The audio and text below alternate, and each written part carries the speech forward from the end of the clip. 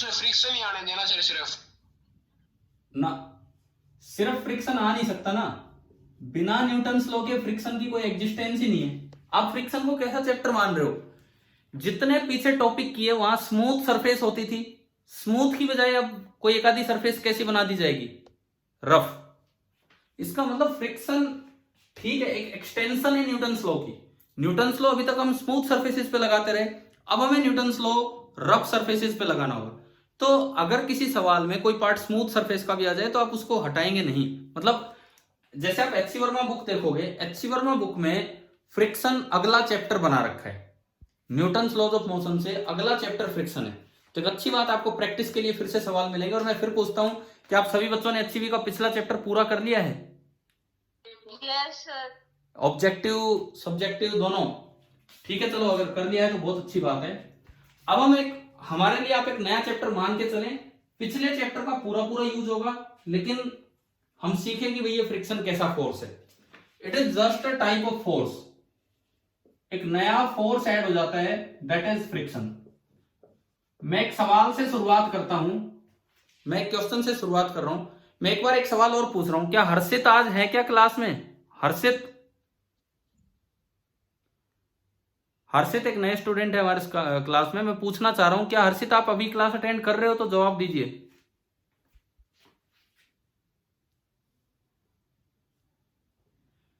हमने कोई जवाब नहीं आया, कोई बात नहीं, है सर वो क्लास में। ठीक है। एक नए स्टूडेंट है जो आपके सेक्शन में आए हैं। देखिए, चार तरह के हमने कभी बेसिक चार तरह के फोर्सेस पढ़े थे कभी फिजिकल वर्ल्ड के टाइम। कौन कौन से चार बेसिक फोर्स कौन कौन से होते हैं? ग्रेविटेशनल, सेकंड इलेक्ट्रोमैग्नेटिक, थर्ड बोलो सर वीक न्यूक्लियर। वो फोर्थ था, स्ट्रॉन्ग न्यूक्लियर या न्यूक्लियर, एंड फोर्थ हम बोल देते हैं वीक न्यूक्लियर या वीक फोर्सेज। बताओ फ्रिक्शन किस कैटेगरी में आता है इन चारों में से? ग्रेविटेशन। ओ यार, क्या कर दिया आपने, ग्रेविटेशन। मैंने एक टॉपिक पढ़ाया था पिछले चैप्टर में, वॉकिंग ऑफ ए मैन, चलना सिखाया था आपको। Yes sir. तो फिर अब बताओ यार, फ्रिक्शन किसका एग्जांपल था? इलेक्ट्रोमैग्नेटिक। हाँ, friction is an electromagnetic force. इस चैप्टर की शुरुआत यहां से होती है कि आपको एटलीस्ट टाइप पता हो। देखो एक बार दोबारा चलाते हैं उस आदमी को। ये आदमी चला था 2-4 दिन पहले, तो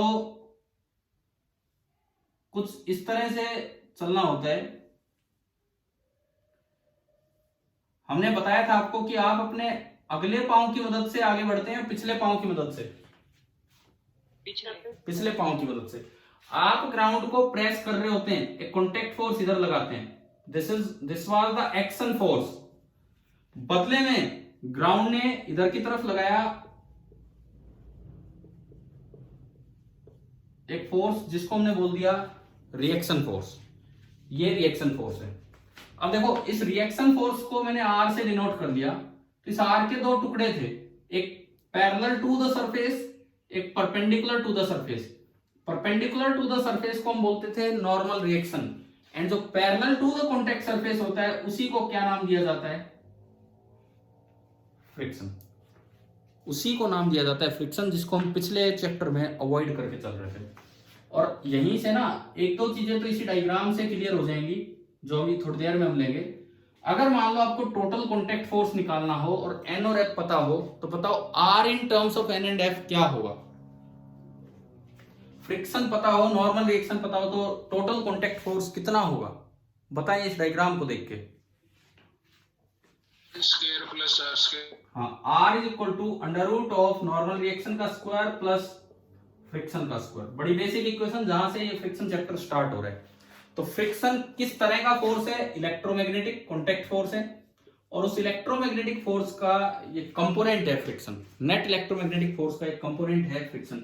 अभी इसमें हम एक दो और भी बातें करेंगे, एंगल ऑफ फ्रिक्शन और ये सब।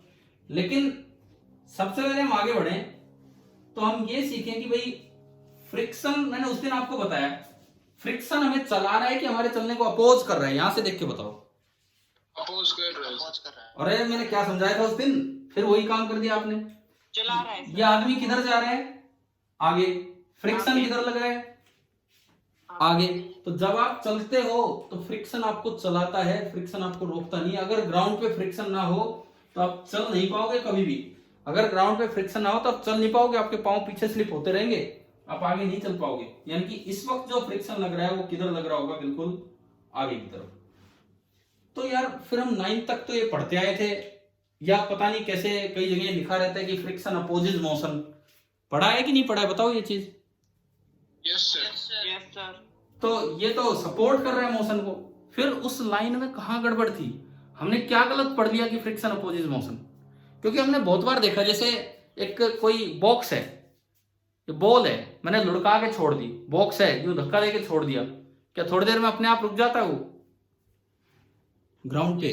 क्यों रुकता है? उसको रोकने वाला फोर्स कौन होता है? फ्रिक्शन। तो कहीं तो फ्रिक्शन चला रहा है, कहीं रोक रहा है। इसका मतलब क्या है? कैसे डिसाइड करें कि फ्रिक्शन का काम क्या है? बताओ आप एक लाइन में जवाब दो, फिर मैं कर रहा हूं स्टार्ट, कि फ्रिक्शन मोशन को अपोज करता है कि मोशन को सपोर्ट करता है?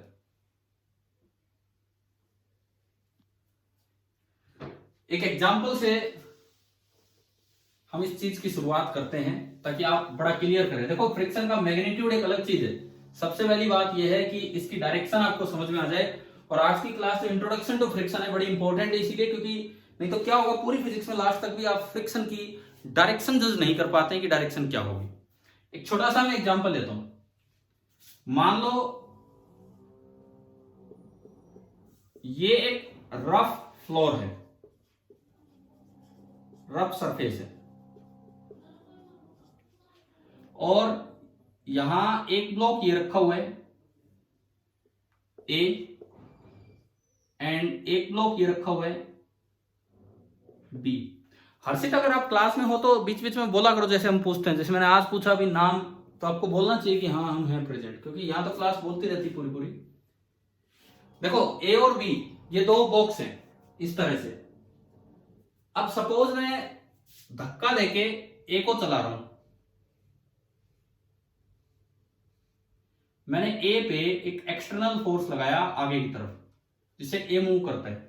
बताओ बी मूव करता है, टेबल नहीं है ये बॉक्स है, पूरा एक बक्सा है, और उसके ऊपर कोई किताब रखी है जैसे यूं है।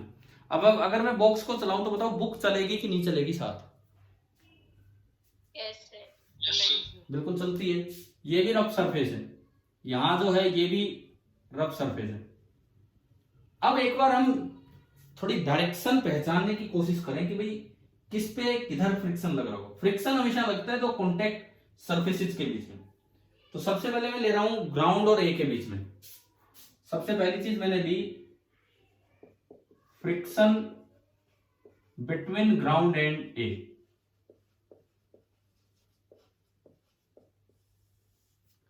Friction between ground and A, ये तो ऐसा हाल है कि अगर मैं ए को धक्का देके छोड़ दूं तो क्या ये परमानेंट चलता रहेगा या रुक जाएगा थोड़ी देर में? बताओ।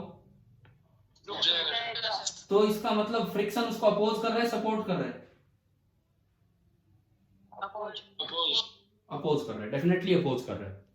अच्छा चलो एक बार मैं थोड़ा आसान करता हूं, इसको। सपोज ये स्मूथ होता, मान लो नीचे स्मूथ सरफेस और ऊपर रफ, फिर उस पर भी आएंगे। नीचे स्मूथ सरफेस है और ऊपर रफ है।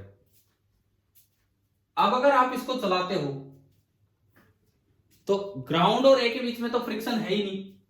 अब बात हो रही है friction between A and B. अब बात हो रही है friction between A and B, क्योंकि ग्राउंड को तो हमने स्मूथ बना दिया, नीचे वाले सरफेस को। अब इस पे बताओ कि भाई किस पे फ्रिक्शन किधर लग रहा होगा?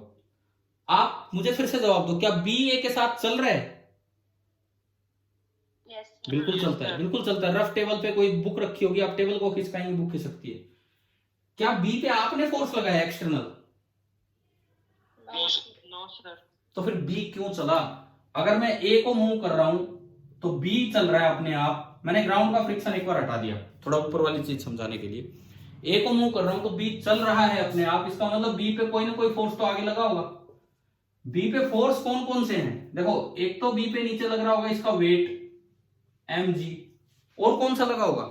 कॉन्टैक्ट फोर्स, और लगा होगा एक कॉन्टैक्ट फोर्स r, जिसके दो कंपोनेंट होंगे, एक नॉर्मल रिएक्शन जो mg को बैलेंस करेगा और एक कंपोनेंट फ्रिक्शन होगा, स्मॉल f से हम फ्रिक्शन को रिप्रेजेंट करेंगे। और ये मुझे कैसे पता लगा कि फ्रिक्शन आगे की तरफ आना है? क्योंकि a के साथ b अपने आप किधर मूव कर रहा है, आगे की पीछे? आगे मूव कर रहा है। मैं फोर्स लगा नहीं रहा, इसका मतलब कोई तो फोर्स होना चाहिए ना, कोई तो फोर्स होगा जो बी पे लगेगा, तो वो फोर्स है फ्रिक्शन। इसका मतलब बी की सरफेस पे जो फ्रिक्शन फोर्स है वो आगे लगा है। ये लगाया किसने है? By A on B. This is friction by A on B. अब मुझे एक और जवाब दो, क्या बी के मोशन को फ्रिक्शन सपोर्ट कर रहा है कि अपोज कर रहा है? बी के मोशन को ये फ्रिक्शन सपोर्ट कर रहा है कि अपोज कर रहा है? बताओ। सपोर्ट। बी का मोशन आगे है और ये फ्रिक्शन भी आगे लग रहा है, यानी कि friction is supporting the motion of B. Friction is supporting the motion of B. अब मैं ए को देखूं,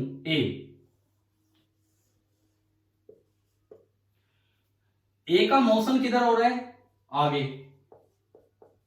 ए पे फ्रिक्शन किधर लग रहा होगा जो बी ने लगाया होगा? ग्राउंड को तो मैंने स्मूथ बना दिया। ए पे फ्रिक्शन किधर लगा होगा जो बी ने लगाया होगा? न्यूटन्स थर्ड लॉ का यूज कीजिए आप, Newton's third law. Action and reaction are equal and opposite. अगर ए ने बी पे फ्रिक्शन आगे लगाया तो बदले में बी ने ए पे फ्रिक्शन किधर लगाया होगा? पीछे। यानी कि अगर वो आर उधर है तो इस पे आर इधर लगा होगा और उस आर के दो कंपोनेंट बनेंगे, एक एन, ये आर है, एक एन नीचे और एक फ्रिक्शन पीछे। देखो बिल्कुल अपोजिट हो गए सारे के सारे।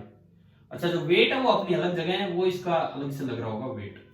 ग्राउंड का नॉर्मल अलग होगा, ग्राउंड का नॉर्मल रिएक्शन अलग होगा, वो मैंने एन डैश बोल दिया। लेकिन मेरा ध्यान फ्रिक्शन पे है।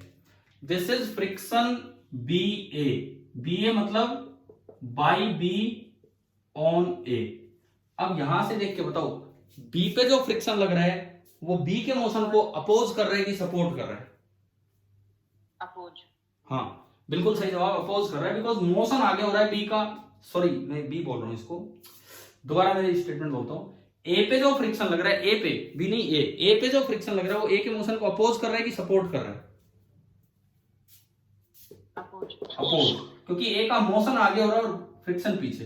तो यहां से मुझे पता लगा कि friction is opposing the motion of A. तो ये तो बड़ा कंफ्यूजन हो गया। एक ही सिचुएशन में फ्रिक्शन एक के मोशन को सपोर्ट कर रहा है, एक के मोशन को अपोज कर रहा है। तो ये तो बात गलत होगी जो अगर हमने कभी याद की है कि फ्रिक्शन ऑलवेज अपोजेस मोशन, बिल्कुल गलत। तो ये अगर असर्शन रीजन टाइप क्वेश्चन या स्टेटमेंट बेस्ड क्वेश्चन आ जाए तो अगर कहीं भी ये लिखा हो कि फ्रिक्शन ऑलवेज अपोजेस मोशन, तो बताओ सही है गलत है? गलत है, बिल्कुल गलत है। हो सकता है चैप्टर स्टार्ट होने से पहले या वॉकिंग ऑफ मैन वाला टॉपिक पिछले चैप्टर में आने से पहले कईयों के दिमाग में बात हो, लेकिन इसको निकाल दो, ठीक है। अब अगली चीज देखो, कॉन्सेप्शन से ज्यादा खतरनाक होता है मिसकॉन्सेप्शन। मिसकॉन्सेप्ट ज्यादा दिक्कत देते हैं, कॉन्सेप्ट कम आए हो लेकिन मिसकॉन्सेप्ट नहीं होने चाहिए। लेकिन अब इस एग्जांपल से एक आइडिया लगाएं तो फिर फ्रिक्शन किसको अपोज करता है, मतलब कैसे हम पता लगाएं कि फ्रिक्शन किधर होगा किधर नहीं होगा।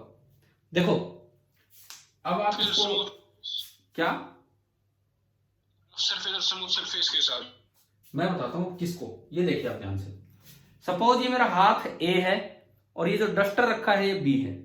मेरा हाथ ए है और डस्टर रखा है वो बी है। या फिर ये डस्टर मान लो ए है और इसके ऊपर मैंने ये एक बॉक्स रख दिया छोटा सा, ये बी है। अब तो क्लियर है, ये ए हो गया ब्लैक और ये बी व्हाइट। अब आप यूं देखो, मैंने फोर्स लगाया ए पे, जैसे ही मैं ए पे धक्का लगाऊंगा, बी पे तो मैंने धक्का लगाया नहीं, जैसे ही मैंने ए पे धक्का लगाया, ये ऊपर वाला बी है, बी पे फोर्स ही नहीं लगा तो बी तो वहीं रुकना चाहेगा। आप यूं मानो ए की इस सरफेस पे भी आंखें हैं और बी की लोअर सरफेस पे भी आंखें हैं। आप ये मान के चलो कि ए की अपर सरफेस पे आंखें हैं आईज और बी की लोअर सरफेस पे आंखें हैं। पहले ए देखता है बी को, पहले ए देख रहा है, नीचे वाला देख रहा है बी को। जैसे आप ए को धक्का लगाओगे ए आगे चलने लगेगा, तो आप बताओ उसको क्या लगेगा, बी किधर जा रहा है, पीछे की आगे? पीछे। पीछे।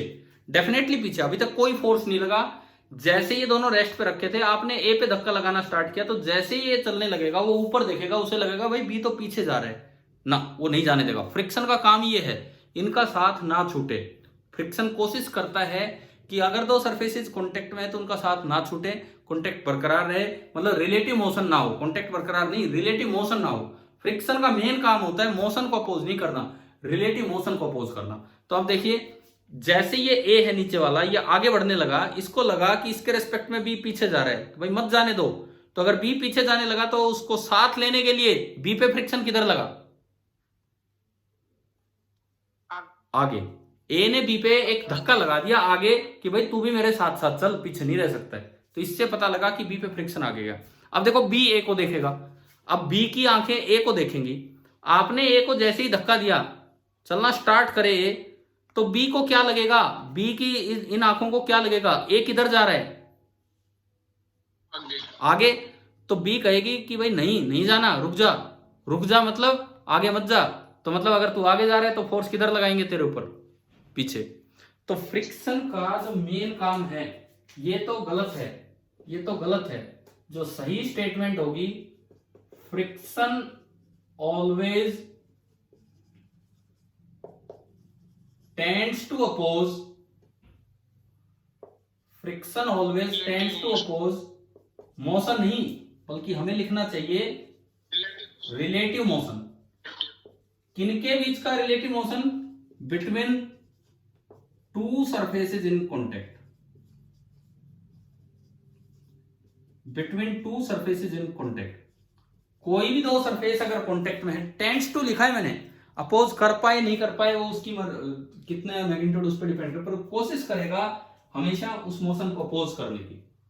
देखो एक कोई बॉक्स रखा हो जमीन पे, आप धक्का देते हो, शुरू में कम धक्का लगाते हो, क्या वो चल पड़ेगा आराम से? एक भारी सा बॉक्स रखा है और मैं धक्का देके उसे स्लाइड करने की कोशिश करूं, कम धक्का लगाऊं तो क्या वो चलेगा आराम से? नहीं चलेगा, क्योंकि अभी फ्रिक्शन अपोज कर रहा है। लेकिन अगर आप ज्यादा धक्का लगाए तो भी चलेगा। तो ऐसा नहीं कि फ्रिक्शन ने अपोज नहीं किया, फ्रिक्शन ने कोशिश तब भी की है अपोज करने की, बस वो सफिशिएंट नहीं रहा तो ये चल पड़ा। तो इसीलिए यहां वर्ड आता है टेंड्स टू, कि फ्रिक्शन की कोशिश होती है, वो अपोज कर पाए नहीं कर पाए, वो कोशिश करता है उसको अपोज करने की। तो अगर proper definition of friction force बनाई जाए, यहां तक जो मैंने बताया, फ्रिक्शन की डायरेक्शन आपको समझाई और फ्रिक्शन क्या है शुरू में कंपोनेंट वो आपको बताया। तो अगर डिफाइन करना हो फ्रिक्शन को, तो फ्रिक्शन आप ये कह सकते हो, friction is the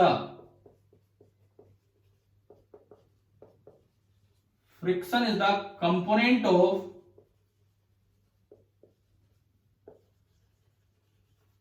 resultant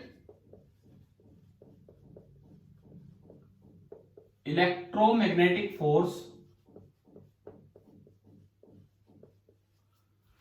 friction is the component of resultant electromagnetic force. किस डायरेक्शन में बताओ? Perpendicular to the contact surface या parallel to the contact surface? हाँ, in a direction parallel to the contact surfaces. लेकिन इसका काम क्या होता है ये मैंने अभी बताया आपको, इस साइड लिखा भी हुआ है। इसका काम क्या होगा? Which always, हाँ, which always, मैं एक बार लिख ही देता हूं दोबारा, which always tends to oppose the relative motion। किसके बीच में? इधर लिखा हुआ है, between two surfaces in contact।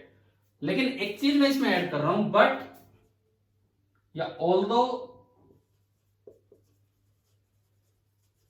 It may support, जो इसी एग्जांपल में हमने सीखा, ऑल्दो इट मे सपोर्ट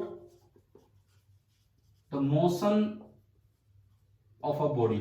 ऐसा हो सकता है कि किसी बॉडी के मोशन को सपोर्ट करे। तो अब एक सीधा एग्जांपल याद रखना, जब हम ग्राउंड पे चलते हैं, हम पांव को खिसकाते हुए नहीं चलते, हम सीधे सीधे चलते हैं, तो उस वक्त फ्रिक्शन हमें सपोर्ट कर रहा होता है कि अपोज कर रहा होता है?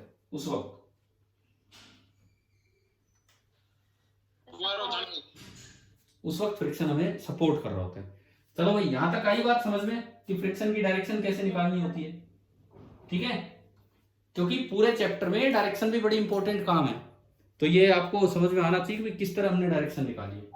अच्छा, इसके बाद मैं ओरिजिनल डायग्राम पे आता हूं। जो ओरिजिनल डायग्राम है जिसमें resultant force, normal reaction force और ये सब हमने देखा।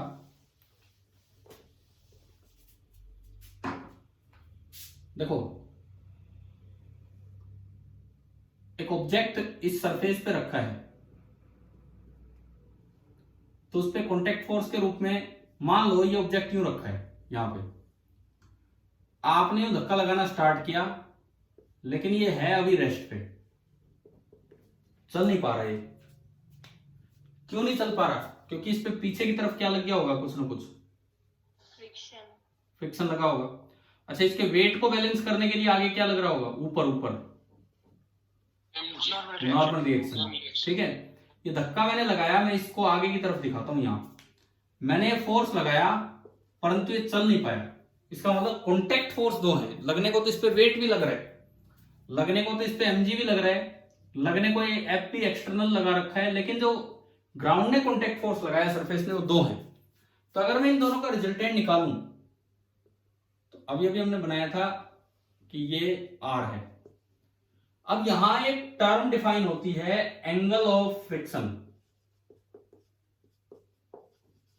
यहां एक टर्म डिफाइन होती है एंगल ऑफ फ्रिक्शन, जिसे शायद लैम्डा से डिनोट कर देते हैं। हाँ, एंगल ऑफ फ्रिक्शन लैम्डा। तो उसका क्या मतलब है? एंगल ऑफ फ्रिक्शन यहां डिफाइन किया जाता है इस तरह से कि ये एंगल जितना ज्यादा होगा फ्रिक्शन इतना ही ज्यादा होगा। For a given value of r, for a given value of r, कोई r आपको पता है, more the value of lambda, more the value of lambda, more is the value of friction. इसीलिए इसे बोलते हैं एंगल ऑफ फ्रिक्शन। अभी मैं बताऊंगा आपको कि कौन सा एंगल है। एंगल ऑफ फ्रिक्शन इसका नाम ही यूं बना है कि अगर कोई r फिक्स है तो जितना ज्यादा ये एंगल होगा उतना ही ज्यादा फ्रिक्शन वाला कंपोनेंट होगा। तो अब मैं आपको दो ऑप्शन देता हूं, बताओ आप, लैम्डा r का एंगल फ्रिक्शन के साथ या r का एंगल नॉर्मल रिएक्शन के साथ, बताओ।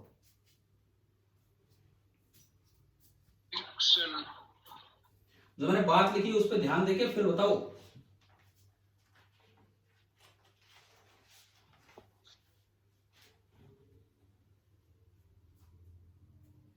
हाँ भाई, समझ में आ रहा है मैं क्या पूछ रहा हूं? मैं आपसे दो एंगल पूछ रहा हूं, एक या तो ये वाला एंगल है और या ये वाला एंगल है। बताओ लैम्डा कौन सा एंगल है? जो मैंने यहां लिखा है बोर्ड पे उसको अप्लाई करते हुए। फ्रिक्शन वाला सर, विथ फ्रिक्शन। अगर इस एंगल को मैं लैम्डा बोल दूं, अगर इस एंगल को मैं लैम्डा बोल दूं तो क्या ये चीज सेटिस्फाई हो रही है क्या? ये बताओ आप।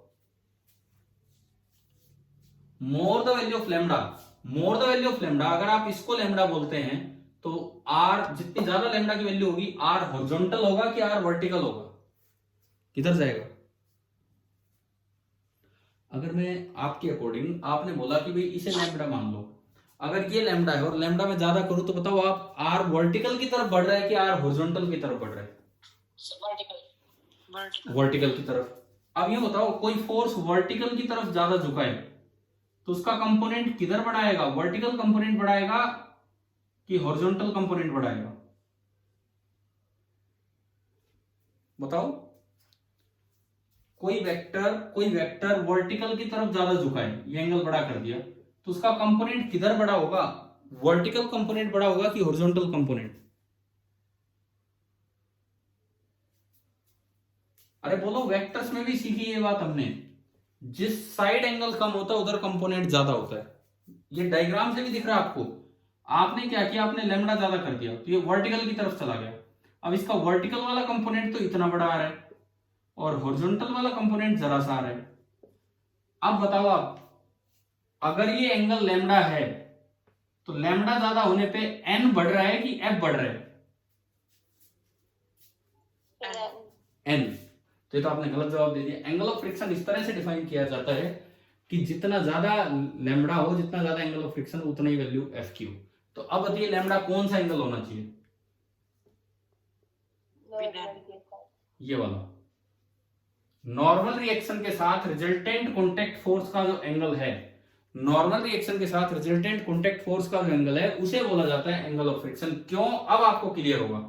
लैम्बडा अगर ज्यादा हो, देखिए आप, लैम्बडा अगर ज्यादा हो तो ये जो रिजल्टेंट है ये इधर की तरफ आएगा। अगर आप लैम्बडा को ज्यादा करते हैं तो अब देखो आप कंपोनेंट्स करके देखो, ये वाला कंपोनेंट बड़ा आ रहा है और ये वाला कंपोनेंट छोटा है, तो जितना ज्यादा लैम्बडा होगा उतना ही फ्रिक्शन होगा।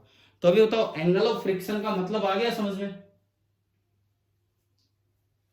ठीक है, एंगल ऑफ फ्रिक्शन का मतलब आ गया समझ में, किस किस के बीच का एंगल है। यस और ये भूलना मत कभी भी, कई बार बच्चे यही गलती कर जाते हैं जल्दबाजी में, क्योंकि नाम में एंगल ऑफ फ्रिक्शन है तो उन्हें लगता है रिजल्टेंट और फ्रिक्शन के बीच का एंगल होगा। एंगल ऑफ फ्रिक्शन का मतलब है angle between, angle of friction का मतलब है angle between resultant contact force and normal reaction force. ये है आपका एंगल ऑफ फ्रिक्शन। आगे चल के एक दो क्लासेस में हम इसकी एक लिमिट भी निकालेंगे कि मैक्सिमम से मैक्सिमम ये एंगल कितना हो सकता है। जब हम फ्रिक्शन के मैग्नीट्यूड की तरफ चलेंगे उस वक्त हम इस लिमिट पे जा रहे होंगे। चलो, हमने जस्ट अभी फ्रिक्शन स्टार्ट किया है, आप बताइए क्या यहां तक समझ में आ गया है? क्योंकि हमने कोई टॉपिक का नाम ही नहीं डाला अभी तक। फ्रिक्शन एज ए कंपोनेंट देखा, फ्रिक्शन की डायरेक्शन देखी, उसमें ये देखा कि वो अपोज भी कर रहा है, सपोर्ट भी कर रहा है। वहां से एक रिजल्ट निकला कि फ्रिक्शन अपोजेस रिलेटिव मोशन, और लास्ट में एक एंगल ऑफ फ्रिक्शन निकाला। और एंगल ऑफ फ्रिक्शन में फ्रिक्शन के साथ एंगल नहीं है, रिजल्टेंट का नॉर्मल रिएक्शन के साथ एंगल है। क्यों है वो मैंने आपको समझा दिया यहाँ पे।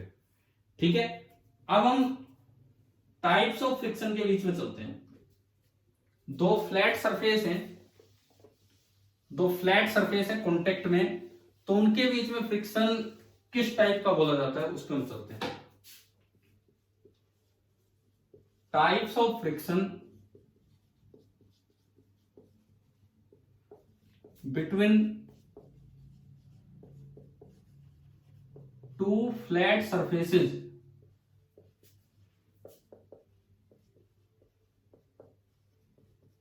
In contact. दो फ्लैट सरफेस कॉन्टेक्ट में हैं तो उनके बीच में फ्रिक्शन कौन सा होगा, कैसा होगा, वो हमें देखना है। देखो एक बड़ा आसान सा एग्जांपल है,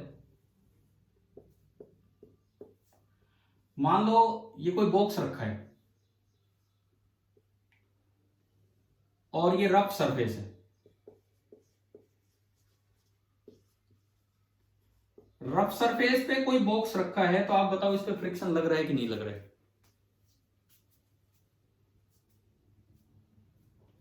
बोलो। रफ सरफेस पे कोई बॉक्स रखा है तो क्या इस पे फ्रिक्शन लग रहा है कि नहीं लग रहा है? Yes sir. अच्छा, अगर फ्रिक्शन लग रहा होगा तो फ्रिक्शन तो एक कंपोनेंट होता है पैरेलल टू कॉन्टेक्ट सरफेस। तो मेरा अगला सवाल, क्या इस पे बॉक्स पे कोई हॉरिजॉन्टल फोर्स लग रहा है कि नहीं लग रहा है? कॉन्टेक्ट सरफेस हॉरिजॉन्टल है। देखो, अरे हद होगी, अपनी दोनों बातों को बार बार उल्टा पुल्टा क्यों बोल रहे हो? मैंने पूछा ये बॉक्स रेस्ट पे है, क्या इस पे कोई फ्रिक्शन फोर्स लग रहा है? अभी आपने कहा यस सर। तो मैंने कहा अगर फ्रिक्शन लग रहा है तो इट मींस कोई हॉरिजॉन्टल फोर्स लग रहा है, क्योंकि फ्रिक्शन तो parallel to the surface component होता है। फिर नो सर हो गया। तो फिर से बताओ आप, ये बॉक्स रेस्ट पे रखा है अभी यहाँ पे, क्या इस पे कोई फ्रिक्शन लगा रखा है कि नहीं रफ सरफेस ने? Yes sir.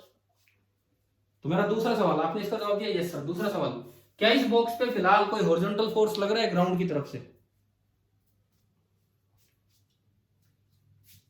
बताओ बताओ बताओ, क्या इस बॉक्स पे ग्राउंड की तरफ से कोई हॉरिजॉन्टल फोर्स लग रहा है फिलहाल?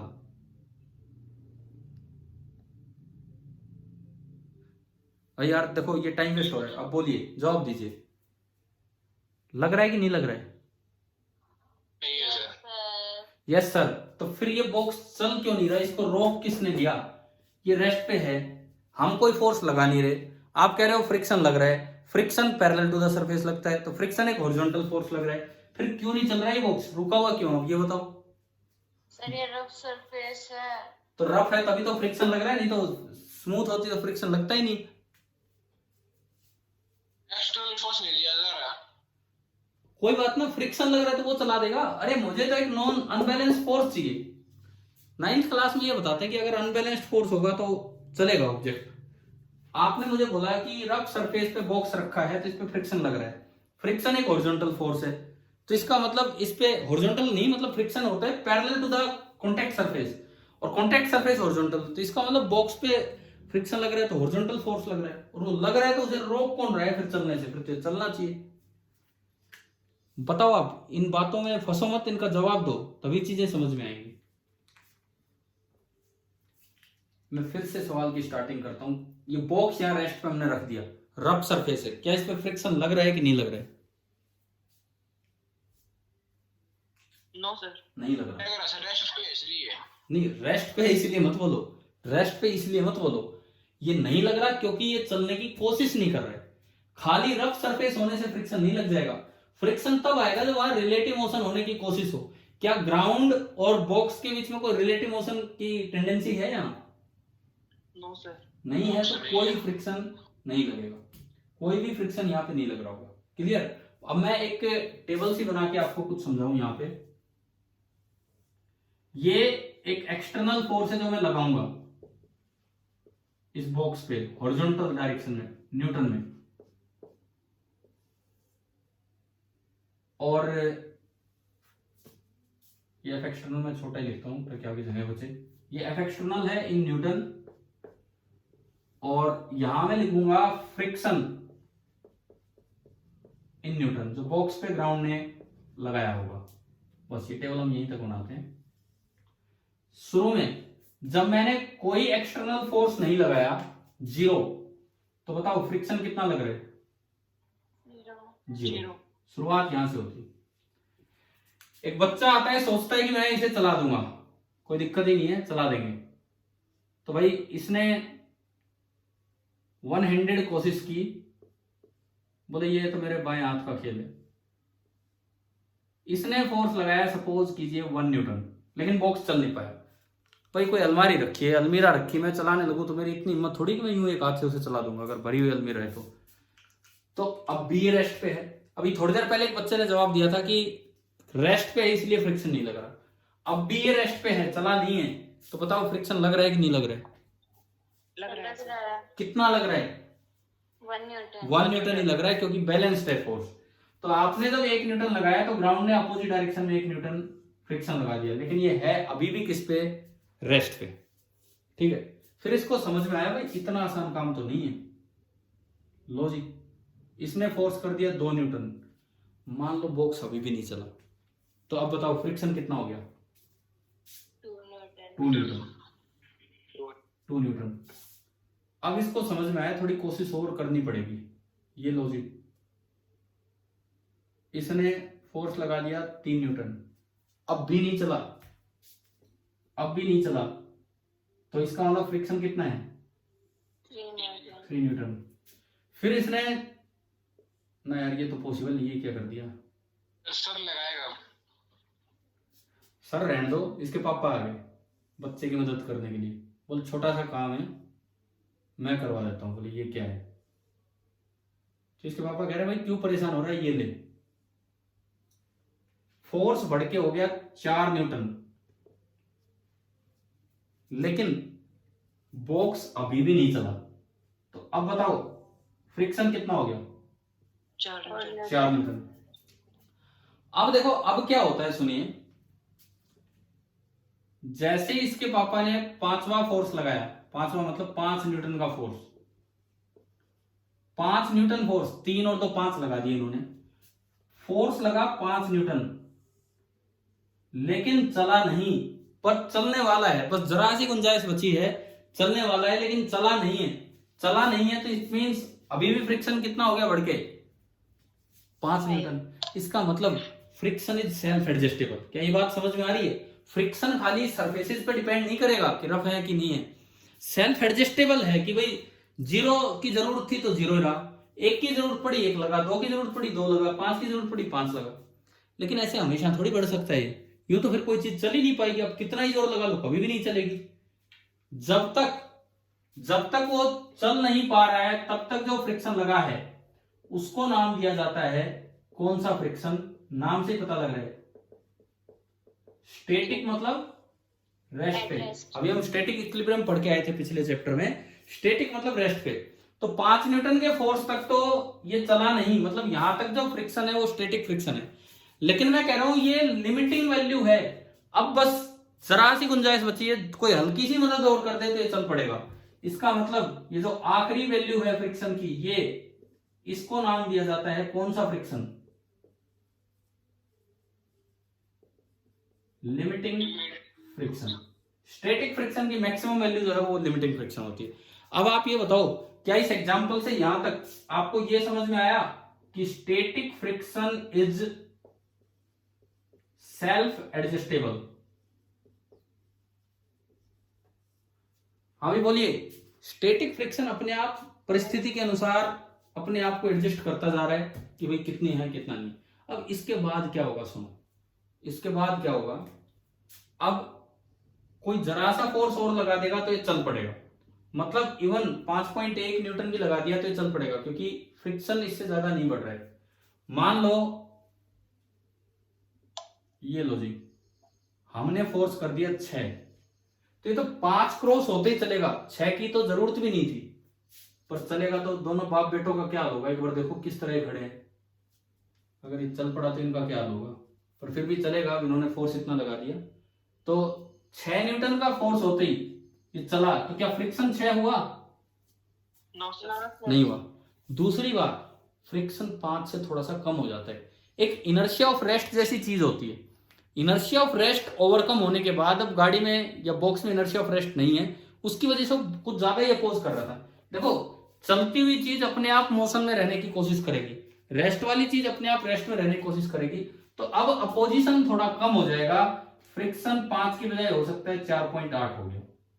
एक बार कोई चीज रेस्ट पे है, उसे चलाने में ज्यादा जोर लगता है, चलती हुई चीज को चलाने में कम जोर लगता है। चलो, आपने अगर थोड़ा गाड़ी, स्कूटर, बाइक कभी चलाई हो, आजकल तो साइकिल में ही गियर आने लग गए, वो तो मैंने नहीं चलाई कभी, उसका गियर सिस्टम का मुझे पता भी नहीं। लेकिन गाड़ी या स्कूटर या बाइक आपने या स्कूटी कभी चलाई हो, स्कूटी में भी नहीं होते शायद गियर सिस्टम। आपको पता है कि गाड़ी रेस्ट से जब शुरू करते हैं तो फर्स्ट गियर में करते हैं। Yes sir. सबको पता है ना ये बात, ठीक है? चलाइए। आप गाड़ी को या बाइक को सीधा तीसरे गियर में स्टार्ट नहीं करते हैं, हो ही नहीं पाती है, फर्स्ट गियर में स्टार्ट होगी। कारण वही है, फर्स्ट गियर में टॉर्क ज्यादा जनरेट होता है। हमने कभी टॉर्क का नाम लिया है आज तक? फोर्स के फोर्स के रोटेशनल इफेक्ट को टॉर्क बोलते हैं। फर्स्ट गियर में क्या होता है, टॉर्क ज्यादा जनरेट हो जाता है, क्योंकि वो रेस्ट पे है, तो अभी उसे चलाने के लिए ज्यादा टॉर्क की जरूरत है। एक बार वो चल पड़ी, फिर उतने ज्यादा टॉर्क की जरूरत नहीं, फिर आप नॉर्मल कर दीजिए, वो उस पर भी चलती रहेगी। इसीलिए शुरुआत फर्स्ट गियर में करके फिर सेकंड और थर्ड में करते हैं। गियर होता है वो, कई गियर करते रहते हैं, gear first gear second gear होता है गियर। सुनो, तो एक बार वो चलने लग जाता है तो फ्रिक्शन कम हो जाएगा। लेकिन इसके बाद खास बात क्या है, एक और आगे भाई, जब आप 7 न्यूटन फोर्स भी लगाओगे तो भी अब फ्रिक्शन आगे नहीं बढ़ेगा। फ्रिक्शन कितना रहेगा, जितना एक बार फिक्स हो गया, कितना रहेगा, 4.8। आप 8 न्यूटन फोर्स भी लगाओगे, अब तो मोशन में आ चुका है, तो भी फ्रिक्शन कितना रहेगा, 4.8। यहां तक तो वो था रेस्ट पे, और इससे ज्यादा वो आ गया है मोशन में। लेकिन एक चीज देखो, जब वो मोशन में आ गया है, क्या फ्रिक्शन की वैल्यू अब चेंज हो रही है? No sir. ये फिक्स हो जाता है। इस फ्रिक्शन को बोलते हैं, देखो आप कुछ चेंजेस कर दो तो चेंज हो सकता है, ये हम आपको सिखाएंगे आगे। आपने कुछ और चेंजेस कर दिए, बॉक्स पे ऊपर से नीचे फोर्स लगा दिया, तो अलग चीजें। लेकिन अगर नॉर्मल सिचुएशन माने तो ये जो फ्रिक्शन है, जिसको हम नाम देते हैं काइनेटिक या डायनेमिक फ्रिक्शन, मतलब चलने वाला, तो चल पड़ा उस वक्त, तो इसकी वैल्यू कांस्टेंट होती है। काइनेटिक फ्रिक्शन की वैल्यू आपके अप्लाइड फोर्स पे डिपेंड नहीं कर रही है, और उसकी वैल्यू बिल्कुल कांस्टेंट ही रहेगी। चलिए, इस चीज को हम ग्राफिकली अगर देखें, ये जो एग्जांपल हमने लिया, इस चीज को अगर हम ग्राफिकली देखें, तो ग्राफिकली समझिए किस तरह से क्या होगा। मान लीजिए इधर से ये है एफ एक्सटर्नल या एफ अप्लाइड जो आप लगा रहे हैं, और ये मैं कह रहा हूं फ्रिक्शन 0 0 1 1 2 2 3 3 4 4 5 5। ये कैसा ग्राफ बनेगा बताओ? ग्राफ बनाने आते हैं ना, 0 पे 0 1 1 एक पॉइंट, तो ये ग्राफ एक स्ट्रेट लाइन बनेगी। कितने डिग्री एंगल पे बनेगी ये और बताओ? y बराबर x लाइन 45 पे 45 डिग्री पे, y बराबर x लाइन आपको पता है ना, तो हर समय ये y है ये x है, तो y बराबर x चल रहा है। y बराबर x लाइन जो होती है वो कितने डिग्री एंगल पे बनती है? 45 डिग्री पे। ये जो फ्रिक्शन है, ये वाला friction, this is the static friction. ये जो फ्रिक्शन था, this is the static friction. अब क्या होगा, ये जो अपनी मैक्सिमम वैल्यू पे पहुंचा है, मैक्सिमम वैल्यू पे, this is called limiting friction. ये जहां अपनी मैक्सिमम वैल्यू, जैसे उस एग्जांपल में वो 5 है, लिमिटिंग फ्रिक्शन। इसके बाद बताओ भाई ग्राफ कैसा आएगा? Sir constant. कांस्टेंट यहीं से होगा या थोड़ा नीचे से होगा? थोड़ा नीचे से। हाँ, सबसे पहले यहाँ पे एक इस तरह का पार्ट आ जाएगा, यूं किंक बोल देते हैं भी, एक छोटी सी दिख रही है यहाँ पे। और उसके बाद चाहे आप एफ अप्लाइड बढ़ाते रहो, ये फोर्स कांस्टेंट हो जाता है। समझ में आ रहा है ना नीचे क्यों हुआ? ये समझ में आया? ये थोड़ा सा कम हुआ था इसलिए ग्राफ नीचे हुआ है, और वो इनर्शिया ऑफ रेस्ट की ओवरकम हो जाने की वजह से ये थोड़ा नीचे बना है। तो ये जो फिलहाल जो फ्रिक्शन लग रहा है, this was our kinetic friction, और ये जो बीच में था ये लिमिटिंग फ्रिक्शन है। तो चलो, ये हमने थोड़ी सी फ्रिक्शन की शुरुआत की है यहां तक। आप बताओ भाई यहां तक का पार्ट आपको समझ में आया कि नहीं आया? Yes, sir. ठीक है, हमने ये सीख लिया है अभी तक। मैं जस्ट एक 5 मिनट, फिर उसके बाद मैं आगे बढ़ा रहा हूं। 5 मिनट में अगर आपको बताऊं तो मैंने आपको ये बता दिया है क्या क्या, कि सबसे पहली बात, फ्रिक्शन कौन सा फोर्स है? इलेक्ट्रोमैग्नेटिक फोर्स है। इलेक्ट्रोमैग्नेटिक फोर्स का भी एक कंपोनेंट है। कैसा कंपोनेंट है? Parallel to the contact surfaces component है। फ्रिक्शन तभी लगता है जब दो चीजें कॉन्टैक्ट में हो, बिना कॉन्टैक्ट के फ्रिक्शन नहीं लगेगा। दूसरी बात, उसके बाद हम गए फ्रिक्शन मोशन को अपोज करता है कि सपोर्ट करता है। तो हमें पता लगा कि फ्रिक्शन मोशन को अपोज भी कर सकता है, फ्रिक्शन मोशन को सपोर्ट भी कर सकता है। लेकिन एक कंक्लूजन ये निकला कि फ्रिक्शन रिलेटिव मोशन को हमेशा क्या करेगा? अपोज करेगा। ठीक है, किसी एक के मोशन को सपोर्ट कर रहा होगा, किसी एक के मोशन को अपोज कर रहा होगा, लेकिन रिलेटिव मोशन को हमेशा अपोज करेगा। फिर हम एक टर्म पे गए, angle of friction. Angle of friction resultant contact force का एंगल है किसके साथ? नॉर्मल रिएक्शन के साथ। और मैं उसी में बीच में एक और बात आपको बताऊं, ये जो आपका डायग्राम बना था कि ये नॉर्मल रिएक्शन रोकने के लिए, उसको अपोज करने के लिए कोई फ्रिक्शन था, और ये आर था। इस एंगल को हमने बोला था लैम्डा। एक रिलेशन हमने ये निकाल लिया था, R is equal to under root of N square plus F square. एक रिलेशन तो ये था। दूसरा रिलेशन की जो टेंजेंट ऑफ लैम्डा, यहां से बताओ टेन लैम्डा कितना होगा? लैम्डा निकालना हो तो बोलो, टेंजेंट ऑफ लैम्डा कितना होगा? बोलो भाई, diagram F upon N. Perpendicular upon base अगर आप देखोगे तो ये एफ है और ये एन है, एफ अपॉन एन। यहां से लैम्डा आ गया tan inverse of F upon N. Friction की मैक्सिमम वैल्यू को हम क्या बोल रहे हैं? Limiting friction. ठीक है, फ्रिक्शन की मैक्सिमम वैल्यू को लिमिटिंग फ्रिक्शन। एफ जितना ज्यादा होगा tan इनवर्स भी उतना ही ज्यादा होगा। तो लैम्डा की जो मैक्सिमम वैल्यू है, लैम्डा की मैक्सिमम वैल्यू वो क्या हो जाएगी? tan inverse of F limiting upon normal reaction. तो आप ये बताओ, एंगल ऑफ फ्रिक्शन, इसके एक्सप्रेशन आ गए समझ में कैसे लिखे हमने? ठीक है, और ये एक्सप्रेशन क्यों इसको लैम्डा बोला एंगल ऑफ फ्रिक्शन, ये भी मैंने आपको समझा दिया। जितना ये ज्यादा होगा उतना ही फ्रिक्शन भी ज्यादा होता चलेगा। अच्छा, उसके बाद फिर मैंने बताया टाइप्स ऑफ फ्रिक्शन। हम एक और चीज आपको बताएं, फ्लूइड मैकेनिक्स में एक विस्कस फोर्स आएगा। अरे पिछली तो क्लास में वो किसी ने डाउट भेजे थे, तो मैंने डिस्कस किया था ना, वो एयर रेजिस्टेंस फोर्स जो केवी वाला। हाँ, तो एक फ्रिक्शन वो भी आएगा, विस्कस फोर्स। वो हम लेंगे फ्लूइड मैकेनिक्स में। यहाँ हम सॉलिड ऑब्जेक्ट की बात कर रहे हैं, यहाँ जो फ्रिक्शन है। तो फिर लास्ट में हमने देखा कि एफ एक्सटर्नल के साथ फ्रिक्शन किस तरह चेंज होगा। तो हमें एक चीज समझ में आई, 3 तरह के वैल्यूज, स्टैटिक की मैक्सिमम वैल्यू, लिमिटिंग, और फिर जब चल पड़े तो कांस्टेंट फ्रिक्शन लगने लग जाता है, दैट इज काइनेटिक। और लिमिटिंग थोड़ा सा ज्यादा होता है काइनेटिक से।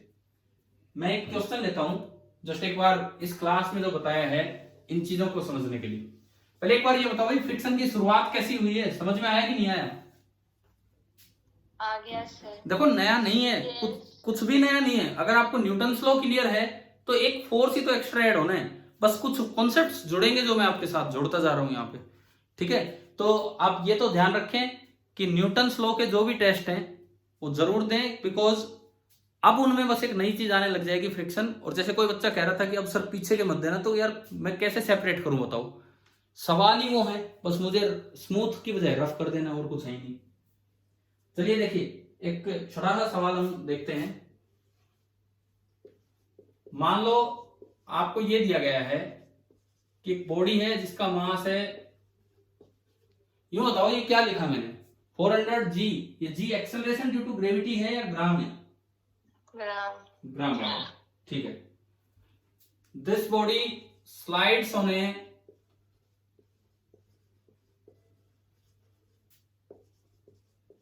Rough horizontal surface. एक रफ हॉरिजॉन्टल सरफेस पे ये कोई 400 ग्राम की बॉडी है, ये स्लाइड करने लग गई है। आपको मान लो फ्रिक्शन फोर्स दे दिया, फ्रिक्शनल फोर्स इज 3 न्यूटन। सवाल में पहले से ही दे दिया कि भाई फ्रिक्शन आपको कितना लेना है। फाइंड, दो पार्ट में आपको दे रहा हूं। First part, angle made by contact force, मतलब कौन सा कॉन्टैक्ट फोर्स में किसको बोल रहा हूं, आर को, एन को या एफ को? R. R. Contact force on the body with the horizontal.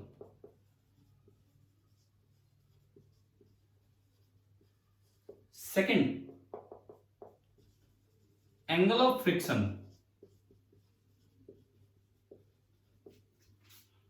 और हम इसमें क्या निकाल सकते हैं, एक मान लो कॉन्टैक्ट फोर्स का मैग्नीट्यूड पूछ ले। थर्ड, मैग्नीट्यूड ऑफ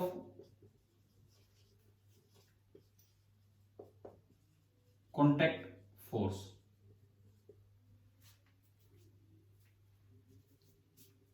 हाँ जी, करिए, सोल्व कीजिए आप। ये एलपीडी बनाओ ऑब्जेक्ट का और इसे सोल्व कीजिए।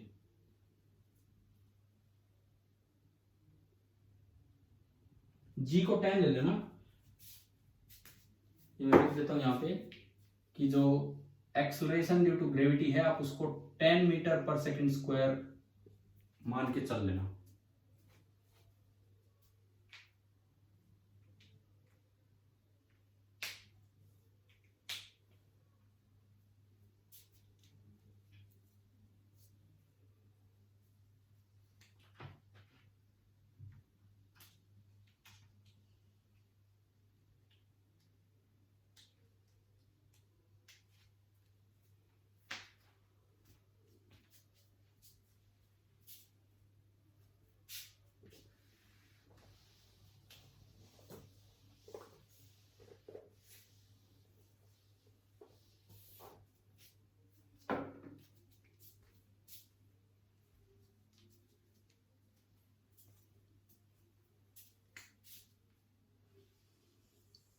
कॉन्टैक्ट फोर्स का मैग्नीट्यूड 5 न्यूटन होगा और एंगल 3753।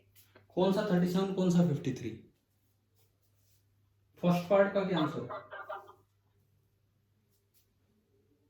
हाँ जी, फर्स्ट का क्या आंसर है? सर एक मिनट, ये देख लीजिए।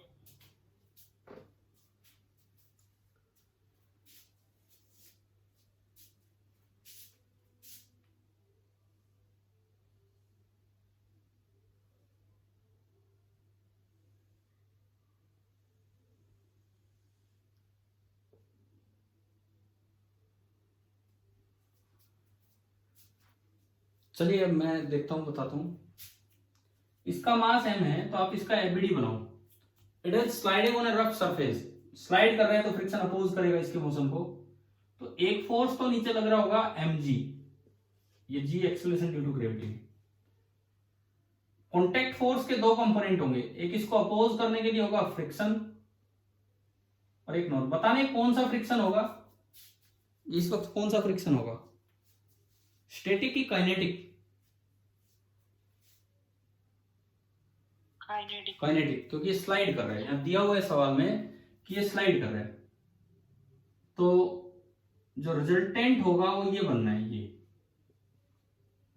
देखो ये स्लाइड कर रहा है रफ सरफेस पे, हमें नहीं पता एक्सेलरेट कर रहा है कि नहीं कर रहा है, रफ हॉरिजॉन्टल सरफेस पे स्लाइड कर रहा है, तो इसका मोशन इधर है।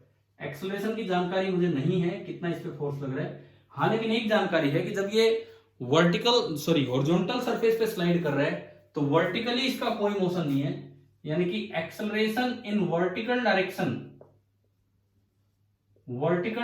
में इसकी एक्सेलरेशन कितनी है, 0 है ना भाई, आ गया समझ में? तो इसका मतलब वर्टिकली फोर्स बैलेंस होंगे, और वर्टिकली फोर्स बैलेंस होंगे तो N is equal to mg। अब वैल्यू लिखो, m कितना है बोलो, m कितना रखे हम, 0.4। 0.4, क्योंकि वो केजी में कन्वर्ट करना है, कभी ग्राम में रख दो, 1000 से डिवाइड, और g को आप ले सकते हैं, क्वेश्चन में बोला है 10 मीटर पर सेकंड स्क्वायर, तो नॉर्मल रिएक्शन आ गया 4 किलोग्राम मीटर पर सेकंड स्क्वायर, और किलोग्राम मीटर पर सेकंड स्क्वायर न्यूटन होता है, मैं n इसलिए नहीं लिख रहा है, n तो इसका ही हमने सिंबल दिया।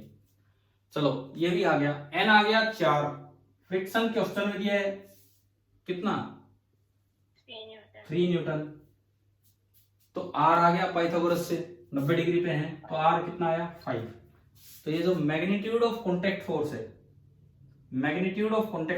It comes out to be 5 newton. ठीक है, दूसरी बात, जो एंगल मेड बाय, अब ये निकालना है, contact force with the horizontal मतलब ये, और एक एंगल ऑफ फ्रिक्शन मतलब ये, तो पहले लैम्डा निकाल देते हैं। 10 लैम्डा कितना होगा इसमें, 10 लैम्डा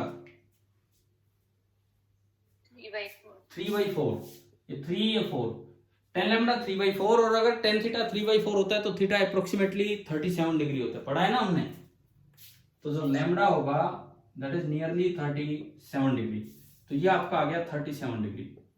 तो फिर ये कितना बचेगा हॉरिजॉन्टल के साथ, 90 में से आप घटा देंगे, तो ये वाला आपका एंगल आया 53 डिग्री।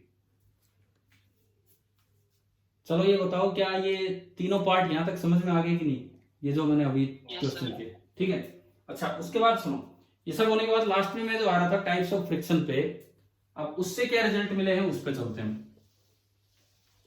हमने पढ़ लिया कि भाई 3 तरह के ये फ्रिक्शन हैं। सबसे पहला फ्रिक्शन जिसको हम नाम दे रहे हैं स्टैटिक फ्रिक्शन, अगर उसके मैग्नीट्यूड की बात की जाए, मैग्नीट्यूड, डायरेक्शन तो मैं आपको बता ही चुका हूं, अगर उसके मैग्नीट्यूड की बात की जाए तो इसका मैग्नीट्यूड तो केवल और केवल सेल्फ एडजस्टेबल है। हो क्या रहा है, जितनी जरूरत होती है उतना ही हो जाता है, जितनी जरूरत होती है उतना ही हो जाता है। और ये जरूर ध्यान रखना कि अगर रफ सरफेस पे को रखा हुआ है ब्लॉक तो कोई फ्रिक्शन नहीं लग रहा होगा जब तक वो चलने की कोशिश ना करे। ठीक है, दूसरा हमने पढ़ा लिमिटिंग फ्रिक्शन FL। अच्छा, उसका जो मैग्नीट्यूड है, लिमिटिंग फ्रिक्शन का जो मैग्नीट्यूड है, दरअसल ये डिपेंड कर रहा होता है कॉन्टेक्ट सरफेसेस कैसी हैं। यहां पे magnitude depends on nature of contact surfaces, and एक और चीज जो हम अगली क्लास में लेंगे, लेकिन यहां लिख देता हूं, नॉर्मल कॉन्टेक्ट फोर्स।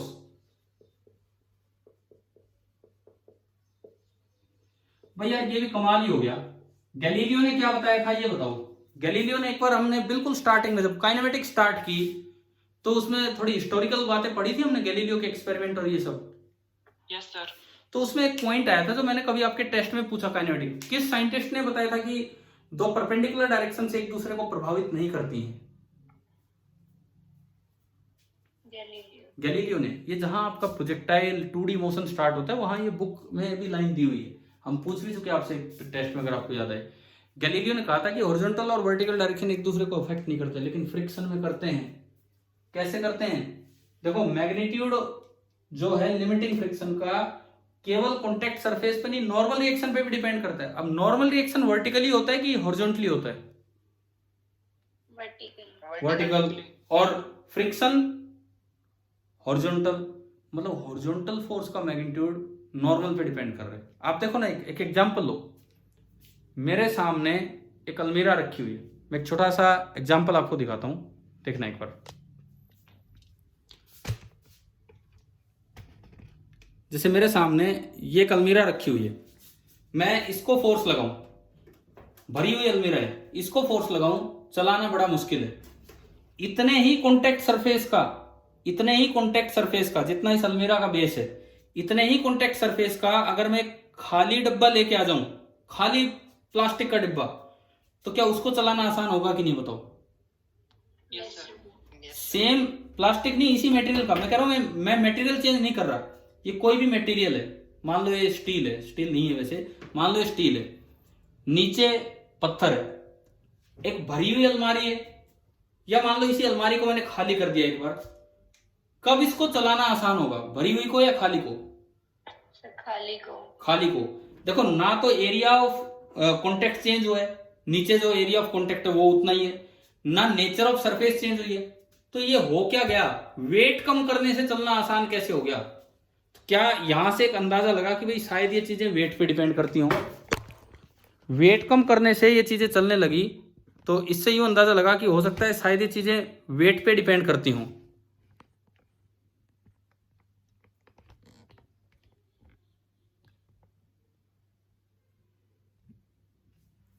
देखिए, वेट कम करने से ऐसा लगा कि क्या शायद ये चीजें वेट पे डिपेंड करती। क्या मेरी आवाज आ रही है आपके पास?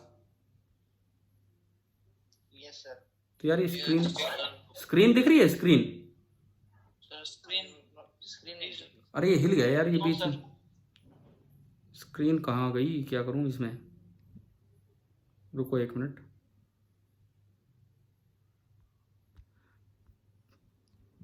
चलो पता नहीं भाई कहाँ गई क्या नहीं, आप सुनो मेरी बात बस 2 मिनट। स्क्रीन नहीं भी दिख रही तो कोई बात नहीं।